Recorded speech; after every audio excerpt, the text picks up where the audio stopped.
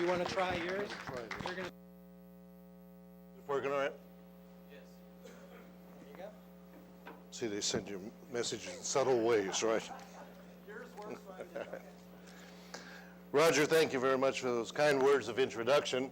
It's always a thrill to be introduced by people like Roger, although every so often I worry that it's a dry run for an obituary presentation, but I do appreciate it very much. Let me also, Roger, just thank you for your work here in Montgomery County, and it really has been inspiring.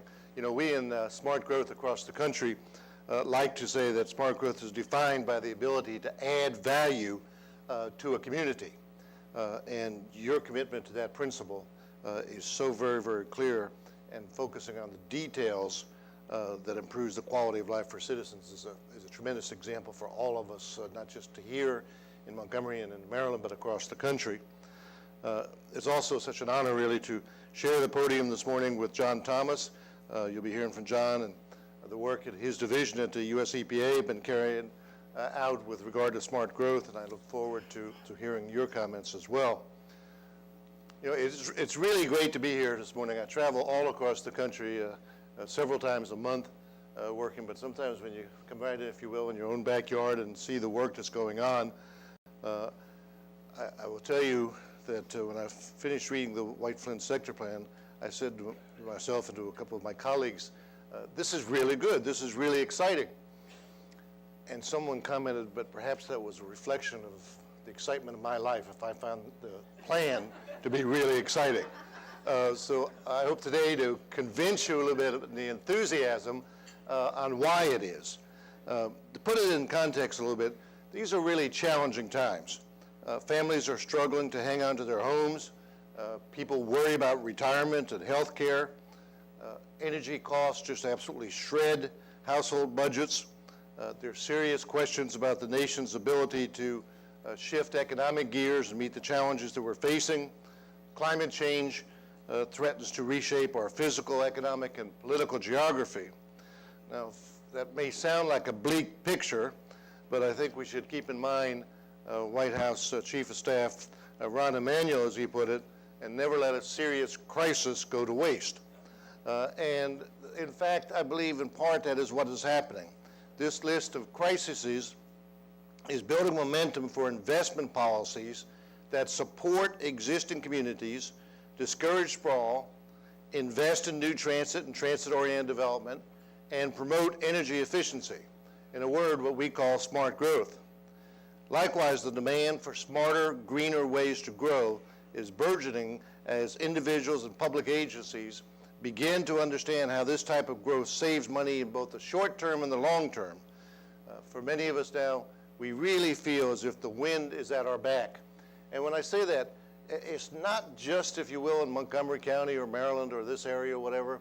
I just returned from Iowa, my third or fourth trip in Iowa, where after those terrible floods last year, they said, let's rebuild in a smarter, more sustainable way. I leave on Tuesday to Tennessee, where 5 different groups that I'll be speaking, ranging from business leaders to local officials, all interested in how they can do this. Even Wyoming, I don't know if I could word it that way, even Wyoming has started its first program. When I was elected as chairman of the governors, half of the governors didn't even want to use the word smart growth. It was an ideological something or other. And they came up with a lot of good substitute names that worked well, like Growing Greener in Pennsylvania, Livable Delaware, and so on. But now, Governor Friedenthal in Wyoming proudly calls together 500 people, which would be about the equivalent of 5,000 people here, coming to a meeting to talk about how to start a smart growth series of policies in Wyoming. There's a long list of problems that we could solve with smarter growth, but I'm going to attempt to limit myself to just 3 of them. And in honor of Roger's background, let me start with energy and climate change. My challenge now, if I look around there, right on target, okay, I'll try to give a signal each time. My organization, Smart Growth America, working with the Urban Land Institute and scientists at the University of Maryland, produced a report called Growing Cooler, which details how more compact, walkable, transit-oriented development can contribute to energy savings and to reductions in greenhouse gas emissions. If you look carefully in our society, what we've gotten is a process where travel really comes down to cars. Transportation represents about 1/3 of our emissions. And as this slide shows, a major reason for the increase over the last 30 years has been an increase in the number of miles each of us drives in our daily needs.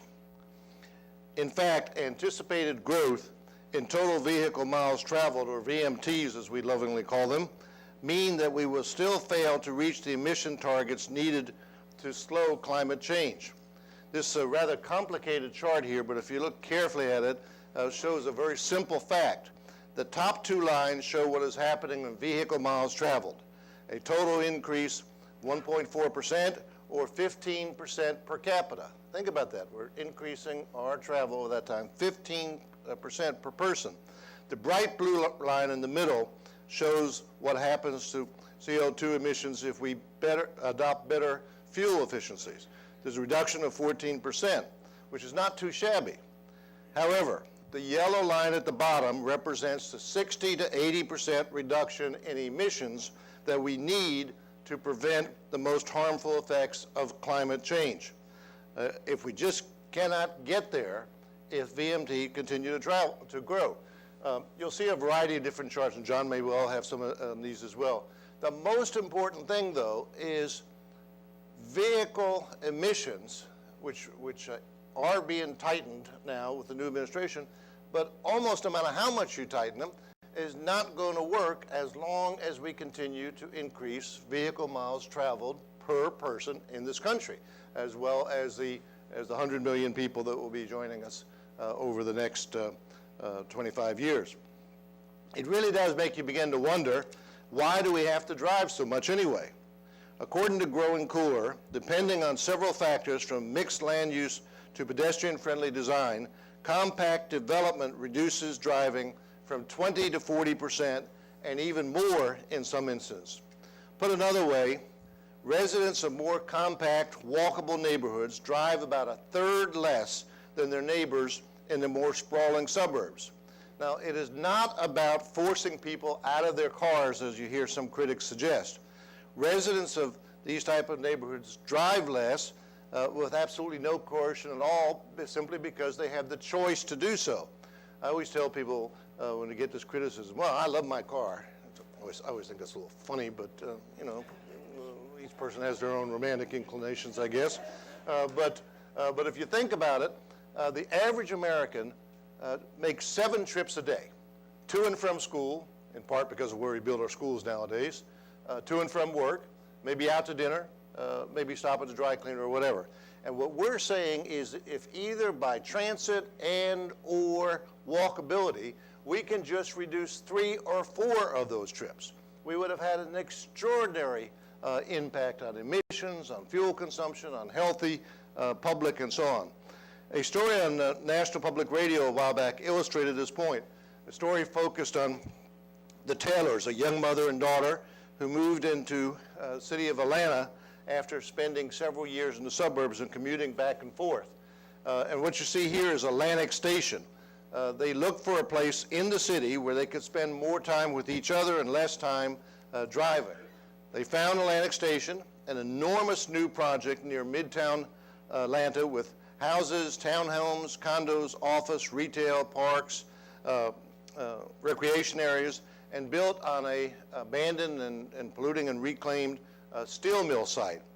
According to the EPA research, residents in Atlantic Station drive about 2/3 less than do the residents of the rest of Atlanta, not even of the suburbs of Atlanta itself, resulting in huge benefits to air quality and overall emissions. Even more savings than we had projected in the Growing Cooler study. John Thomas, who's here with us today, I'm sure is going to talk about that, and I'll let him do the math. But let me just show you a few things why I think that the White Flint plan will perform at least as well as Atlantic Station, both in terms of carbon emissions and a great place to live. White Flint is large. It's 430 acres, covers more than 3 times the area of Atlantic Station. It is big by comparison, but it's also divided into walkable districts with a mix of residential, retail, recreation, and offices. I've been to Atlantic Station a number of times, and just to see the number of people walking around all times of day and evening, going to work, going on the transit, going to shopping, whatever it may be. There are destinations here, places to go that keep neighborhoods interesting and more exploring on foot. There's also places that would be linked by street networks that would create more comfortable, safe, and appealing walks. And there's transit, the big difference. White Flint has an asset that Atlantic Station does not have, a metro station in one of the country's best regional subway system. Atlantic Station does have an internal bus route and a commuter rail station nearby, but they can just not begin to compare with what we have here. The sector plan also imagines a new transit, an above-ground light rail or bus line, and new circular bus routes. As we look ahead and start to debate that issue of what it will be, the decision really about exactly which mode to use for expanded mass transit is going to be made in the future.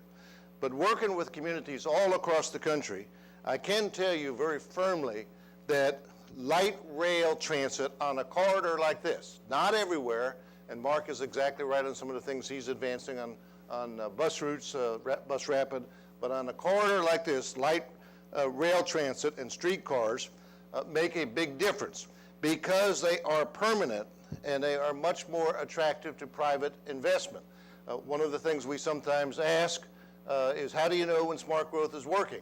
And part of the answer is when private capital goes where you want it to go on a policy reason, because that's the most attractive, not because of regulations or things of this type.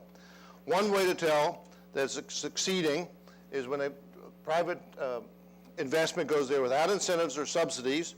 Developers, we should recognize, though, are still hesitant to build on bus lines that can easily be rerouted or canceled altogether. All over the country, however, we've seen a dramatic increase in private investment around light rail and streetcar stations. I won't go into it here, but if you look just in the last 2 elections, the amount of new rapid transit, particularly light rail, that was approved in almost all cases with local taxes with it as well, is really astonishing, and where the approvals were also. As Growing Cooler shows, these elements, walkability, mixed uses, compact development, transit access, are the keys to creating communities where people can and will get out of their cars. And I'm pleased to point out there